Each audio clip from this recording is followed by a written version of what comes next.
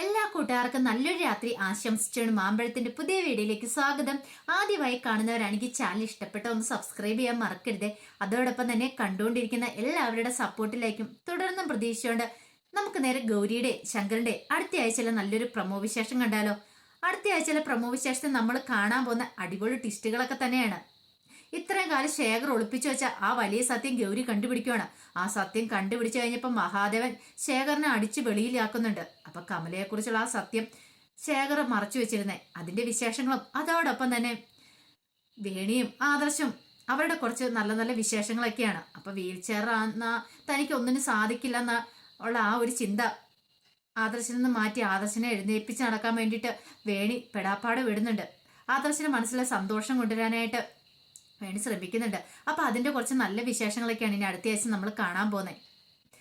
ഇന്ന് തന്നെ നമ്മൾ കണ്ടത് വേണിയാണെങ്കിൽ വല്ലാത്ത സങ്കടത്തിലായിരുന്നു ആദർശിന്റെ ഇപ്പോഴത്തെ ഈ സിറ്റുവേഷൻ. പക്ഷെ അതൊന്നും ആദർശിന് മുന്നേ വേണി തുറന്നു കാണിക്കുന്നില്ല. കാരണം ആദർശേട്ടന് വിഷമാവും. പിന്നീട് ആദർശനോട് പറഞ്ഞു, ഈ ലോകത്തിൽ ഏറ്റവും കൂടുതൽ ഞാൻ സ്നേഹിക്കുന്ന ആദർശേട്ടനെയാണ്. അതുകൊണ്ട് ആദർശേട്ടൻ ഇനി ഒരു പോറിൽ ഒരു മരം ഞാൻ സമ്മതിക്കത്തില്ല. എന്തിനും ഏതിനും ഒപ്പം ഞാൻ കൂടെ ഉണ്ടായിരിക്കും. എനിക്ക് ആദർശന്റെ സ്നേഹം മാത്രം മതി എന്ന് പറയാം. ആദർശനെ ഭയങ്കര ഇഷ്ടമാവുന്നുണ്ട്. പിന്നീട് വേണിയെ കെട്ടിപ്പിടിക്കുകയാണ് ആ വീൽ ചെയറിൽ ഇരുന്നിട്ട്. പിന്നീട് ആദർശന്റെ എല്ലാ കാര്യങ്ങളും വേണി A to Z എല്ലാ കാര്യങ്ങളും നോക്കുകയാണ്. ആദർശന് ഒരു കാര്യത്തിലും ഒരു വിഷമം വേദനയൊന്നും ഉണ്ടാവരുത്.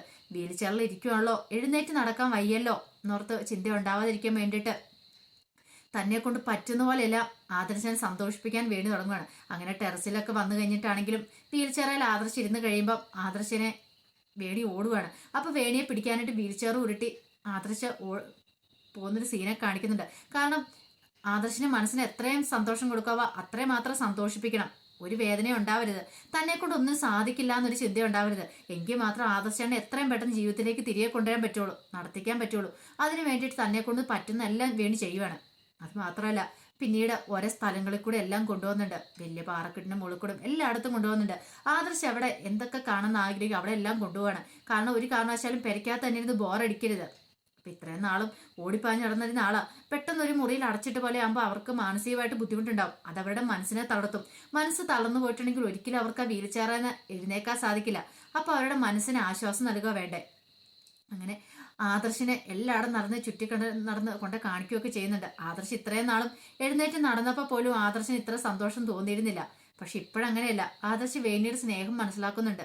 ഇതെല്ലാം കണ്ടുകൊണ്ട് നന്ദിനിയമ്മയ്ക്കും പ്രൊഫസർക്ക് സന്തോഷമാകുന്നുണ്ട്. അവർക്ക് മനസ്സിലായി വേണിയെപ്പോലെയുള്ളൊരു മരുമോളെ കിട്ടിയതാണ് തങ്ങളുടെ ഭാഗ്യം. ആദർശിന് ഭാര്യയെ കിട്ടിയത് വേണിയെ തന്നെയായിരുന്നു വേണ്ടിയിരുന്നത്. അല്ലെങ്കിൽ വേണിയുടെ സ്ഥാനത്ത് വേറെ ആര് വന്നായിരുന്നെങ്കിലും ഒരുപക്ഷെ ആദർശിനെ ഇങ്ങനെ നോക്കുമായിരുന്നില്ല. വേണിയെ അവർക്കും അത്രയ്ക്ക് ഇഷ്ടമാണല്ലോ. അപ്പൊ അതിന്റെ വിശേഷങ്ങളും അതോടൊപ്പം തന്നെ കമലയുടെ ഇപ്പോഴത്തെ മാറ്റത്തില് ഗൗരിക്ക് വല്ലാത്ത സങ്കടം ഉണ്ടാകുന്നുണ്ടായിരുന്നു. കാരണം മനസ്സിലായി കമലയ്ക്ക് എന്തോ ഒരു മാറ്റം സംഭവിച്ചിട്ടുണ്ട്. അതൊരു പക്ഷെ ഇത്രയും കുഞ്ഞുങ്ങൾ മരിച്ചു പോയതിന്റെ ആ ഒരു വിഷമത്തിലായിരിക്കും ഇങ്ങനെയൊക്കെ സംഭവിച്ചിരിക്കുന്നത്. അത് മാറ്റിയെടുക്കണം. അത് മാറ്റിയെടുത്താൽ മാത്രമേ ഇനിയിപ്പൊ കമലയിടത്തിനും ജീവിതത്തിലേക്ക് തിരിച്ചു കൊണ്ടുവരാൻ പറ്റുള്ളൂ ഗൗരിക്ക് മനസ്സിലായി. ഈ സമയം ഗംഗയും കൂടെ എങ്ങോട്ട് വരുന്നുണ്ട്. ഗംഗ വന്നു കഴിഞ്ഞപ്പം ഗൗരിയുടെ കാര്യങ്ങളൊക്കെ ചോദിക്കുകയാണ്. ഗൗരി എല്ലാം പറഞ്ഞു. ഇത്രയും കാലം കമലയിടത്തെ അനുഭവിച്ചുകൊണ്ടിരുന്ന യാതനകളെല്ലാം എല്ലാം കേട്ടതിന് ഗംഗ പറഞ്ഞു, ഇനിയിപ്പം കമലയിടത്തിനെ രക്ഷിക്കണ്ടേന്ന് ചോദിക്കണം.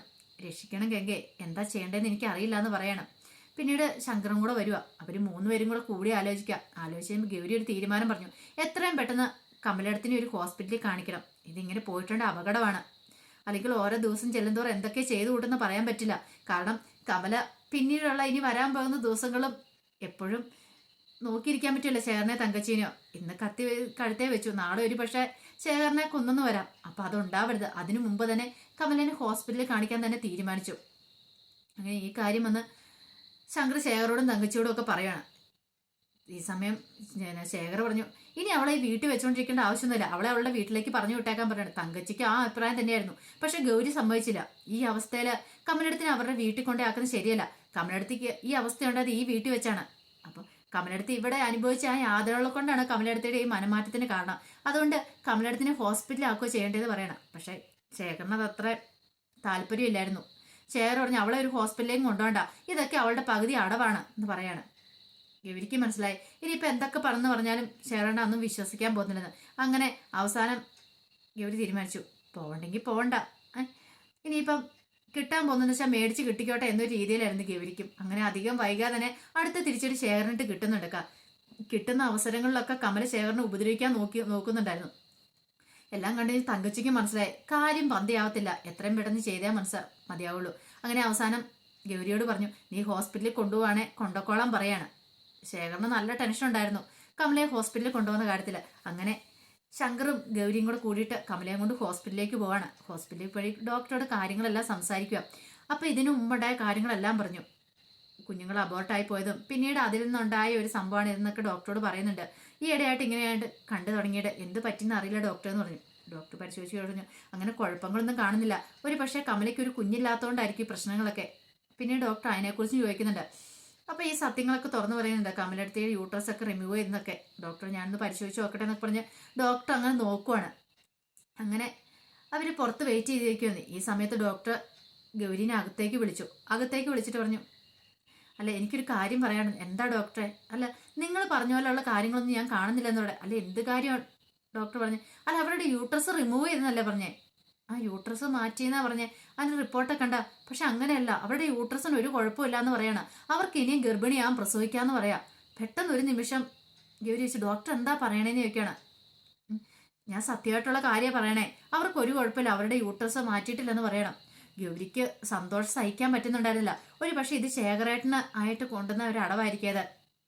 ഒരു കമലയിടത്തേക്ക് ഇനി പ്രഗ്നന്റ് ആകാൻ പറ്റില്ല, ശേഖരന് വേറെ വിവാഹം കഴിക്കാൻ വേണ്ടിയിട്ട് കമലയിടത്തിനെ വീടിന് പുറത്താക്കാൻ വേണ്ടിയിട്ട് ചെയ്ത തന്ത്രമായിരിക്കാന്ന് ഗൗരിക്ക് മനസ്സിലായി. പിന്നീട് പുറത്തിരിക്കുന്ന ശങ്കറിനോട് ഈ കാര്യങ്ങളെക്കുറിച്ചും എല്ലാം വന്ന് പറയുവാണ്. അങ്ങനെ വന്ന് കേട്ട് കഴിഞ്ഞപ്പോൾ തന്നെ ശങ്കറിന് ഭയങ്കര സന്തോഷമാകുന്നുണ്ട്. പിന്നെ ഡോക്ടർ കുറേ മെഡിസിനൊക്കെ കുറിച്ച് കൊടുത്ത് കമലയ്ക്ക് കഴിക്കാനുള്ളത്. അങ്ങനെ കമലയും കൊണ്ട് വീട്ടിലേക്ക് വരുവാണ്. കമലേനെ അവിടെ കൊണ്ടുവന്ന് കിടത്തി കഴിഞ്ഞിട്ട് ഗൗരി കമലേനെ പറഞ്ഞ് ആശ്വസിച്ചു. കമലടുത്ത് വിഷമിക്കണ്ട കേട്ടോ, കമലടുത്തേക്ക് ഇനി ഞാൻ പറയാൻ പോകുന്നൊരു സന്തോഷ വർത്താനം എന്ന് പറയാം. എന്താ ഗൗരി? എനിക്ക് മനസ്സിലായില്ല. കമലടുത്തിയുടെ യൂട്രസ് ഒന്നും റിമൂവ് ചെയ്തിട്ടില്ല, കമലടുത്തേക്ക് ഇനി ഗർഭിണിയാൻ പ്രസവിക്കാം, ഒരു കുഴപ്പമില്ല എന്ന് പറയണം.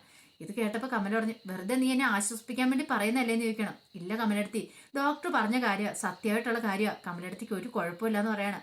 കമലയ്ക്ക് എന്ത് ചെയ്യണമെന്ന് അറിയത്തില്ല, സന്തോഷമായിരുന്നു. ഇത്രയും കാലം സങ്കടപ്പെട്ട് ജീവിക്കണോ മരിക്കണോ എന്ന് അറിയത്തില്ല നിന്ന നിമിഷങ്ങളായിരുന്നു. പക്ഷെ അതെല്ലാം ഒരു നിമിഷം കൊണ്ട് ആ സങ്കടമെല്ലാം അവസാനിക്കുവാണ്. സന്തോഷത്തിന്റെ തിരകള് കമലയുടെ മനസ്സിൽ അലയടിക്കുവാണ്.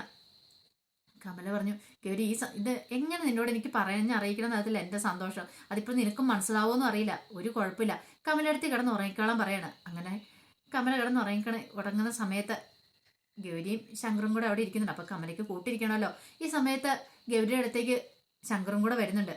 ശങ്കറുടെ വന്നു കഴിഞ്ഞപ്പോഴത്തേനും ശങ്കർ പറഞ്ഞു, എനിക്കറിയാം നീ കാരണം ഈ കുടുംബത്തിൽ ഇങ്ങനെ നല്ല കാര്യങ്ങളൊക്കെ ഉണ്ടാകുന്നേ. ഒരു പക്ഷേങ്കിൽ ഇപ്പം നീ ഇല്ലായിരുന്നെങ്കിൽ കമലടത്തിന് ഇപ്പം ജീവിതത്തിലേക്ക് തിരിച്ചു കൊണ്ടുവരാനായിട്ട് സാധിക്കില്ലായിരുന്നു. ഒരു പക്ഷേ മരുന്ന് കഴിഞ്ഞ് കഴിയുമ്പോൾ കമലടത്തി പഴയ പോലെ തന്നെ ആവില്ലേ, ഒരു കുഴപ്പമില്ല, കമലടത്തി അസുഖങ്ങളൊക്കെ ഭേദമാവും. കമലടത്തേക്ക് ഇനി ഒരു കുഞ്ഞിനെ പ്രസവിക്കാന്നുള്ള ആ ഒരു സന്തോഷ വാർത്ത അറിഞ്ഞപ്പോൾ തന്നെ കമലടത്തിന് മനസ്സ് പകുതി ശാന്തമായിട്ടുണ്ടെന്ന് പറയാണ്.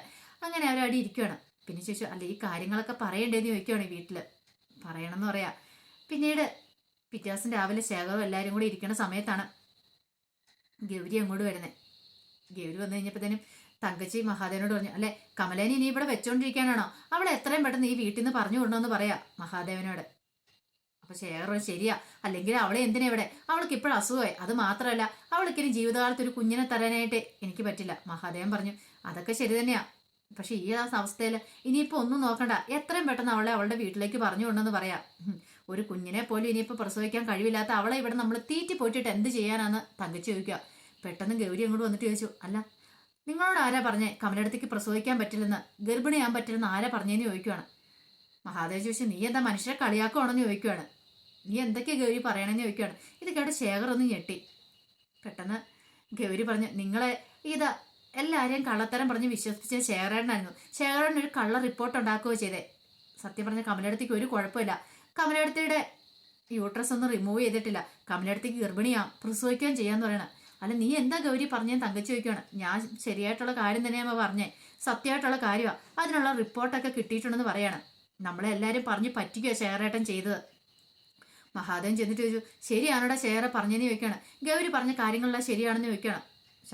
ശേഖരന്റെ മുഖം അങ്ങോട്ട് താന്നു. പെട്ടെന്ന് ശങ്കർ അങ്ങോട്ട് ചെയ്യുന്നു. ചോദിച്ചു, നാണമില്ലേ നീ എന്റെ ഏട്ടനാന്ന് പറയാൻ പോലും എനിക്ക് നാണക്കേടാ, ഇത്ര വലിയ വൃത്തികേട് ചെയ്ത് വെച്ചിട്ട് ഇരിക്കുന്നു. പാവം എന്റെ കമലടത്തി, അവരെത്രമാത്രം ഇത്രയും കാലം അനുഭവിച്ചു, അതും പോരാഞ്ഞിട്ട് ഇങ്ങനെ കള്ളത്തരങ്ങൾ ചെയ്യാൻ നിനക്ക് എങ്ങനെ തോന്നും? അടിച്ചത് കാരണം പോയിക്കണ്ട, എന്റെ ഏട്ടനായി പോയി, അല്ലെ ഇപ്പൊ നിന്നെ ശരിയാക്കി തരാമെന്ന് പറയാം. മഹാദേവൻ ഈ സമയം വരെ മിണ്ടാതിരിക്കുമായിരുന്നു. മഹാധനന്തിയെ പെട്ടെന്ന് ചെന്നിട്ട് കോളറിനോട് കുത്തിപ്പിടിച്ചു. എന്നാലും നീ ഇത്ര വില ചെറ്റയാൻ ഞാൻ അറിഞ്ഞില്ലടാ.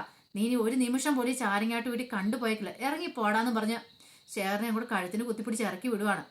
ഈ കാഴ്ച കൊണ്ട് തങ്കച്ചു പറഞ്ഞു, അല്ല ഏട്ടാ ഇറക്കി വിടല്ല, അവൻ പാവല്ലേ, നമ്മുടെ മോനല്ലേ എന്ന് ചോദിക്കണം. ഒരക്ഷരം നീ മിണ്ടിപ്പോയേക്കരുത്. ഇനി നീ മിണ്ടിയിട്ടുണ്ടെങ്കിൽ അവൻ്റെ ഒപ്പം നീ വീട്ടിൽ നിന്ന് ഇറങ്ങിക്കോണമെന്ന് പറയാം. ഇത് കേട്ട് ഞെട്ടിത്തരിച്ചിരിക്കുവാണ് തങ്കച്ചി. അപ്പൊ അതിന്റെ വിശേഷങ്ങളൊക്കെ നമ്മൾ കാണാൻ പോകുന്നത് നല്ല അടിപൊളി വിശേഷങ്ങളൊക്കെ തന്നെയാണ്. ആ വിശേഷങ്ങൾക്കായി നമുക്ക് എല്ലാവർക്കും കാത്തിരിക്കാം കേട്ടോ. ഒരിക്കൽ കൂടി എല്ലാവർക്കും നല്ലൊരു രാത്രി ആശംസിച്ചുകൊണ്ട് നിർത്തുന്നു. നന്ദി.